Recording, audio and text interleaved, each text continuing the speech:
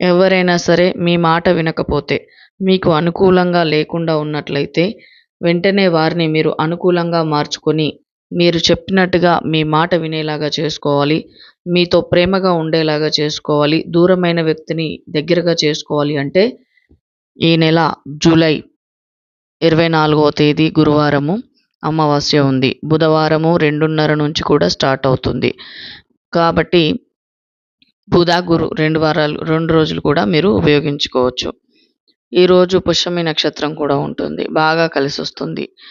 ఈ యొక్క 24వ తేదీ గురువారము ప్లస్ అమావాస్య కలిసొచ్చినటువంటి రోజు ఈ 2025 సంవత్సరంలో ఉంది.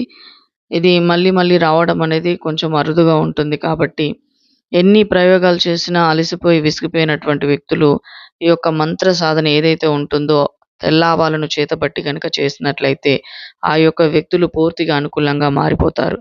పూర్తి వీడియో కోసం కింద లింక్ క్లిక్ చేయండి. ఛానల్‌లో పూర్తి వీడియో ఉంటుంది. మొదటి నుంచి చివరి వరకు ఎలా ఉండాలి, ఏ నియమాలు పాటించాలి, ఎలా చేయాలి అనే దాని గురించి ఉంటుంది. మొదటి నుంచి చివరి వరకు మిస్ కాకుండా విన్నట్లయితే మీకు మీరుగా ఈ యొక్క తంత్రాన్ని చేసుకోవడానికి ఈజీగా ఉంటుంది. మిస్ కాకుండా ఈ యొక్క తంత్రాన్ని చేయండి.